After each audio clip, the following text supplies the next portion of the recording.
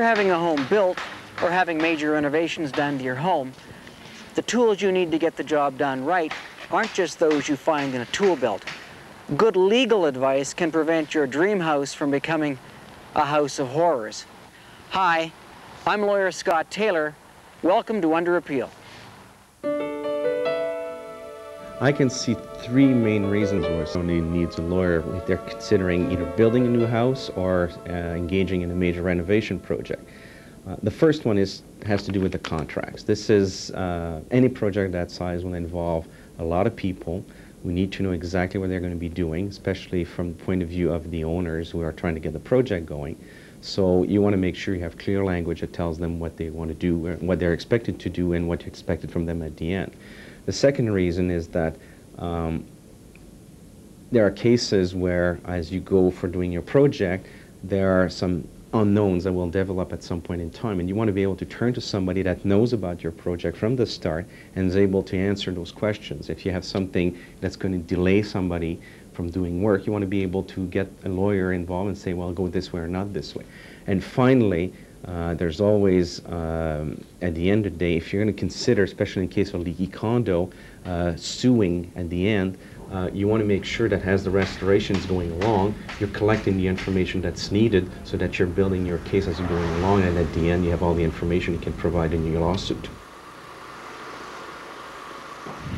What can you do as a consumer, and what can your lawyer do to help reduce the risks? What you have to do, first of all, is involve the lawyer from the very start. Too many times I have people that come up to me and they say, we've just got this contract, is it okay to sign it? And I discover that it's too late. They've already engaged and gone down the path. So you have to do it, first of all, involve the lawyer at the very beginning. Next, if there's a problem that arises, immediately contact the lawyer and try to see if it has a legal implication. And oftentimes people don't realize that there's maybe, if not a legal avenue, there's a way of sorting that out that a lawyer can come up with if he's a construction lawyer.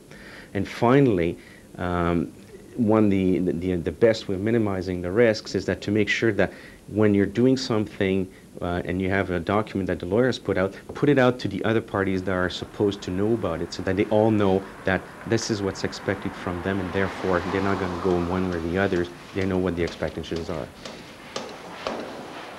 Despite your best efforts, if something does go wrong, what are your legal options? If something goes wrong, immediately people will go running back to the lawyers. Never heard, oh, I'm going to talk to my engineer about this. They say, we're going to go to my lawyer. Then they're going to go to the contracts. And this is where it goes back. Your lawyer's going to say, well, this is what the contract says. This is where, if it's properly crafted, you'll either have an avenue to either seize the contract or seek some damages or go somewhere else and get that done get the work done by somebody else. But it has to be in the contract right from the start. If you have any questions about major renovations or building a home and you'd like good legal advice, visit my website at www.underappeal.com. And next time, this is lawyer Scott Taylor saying, my hat's off to you for Under Appeal.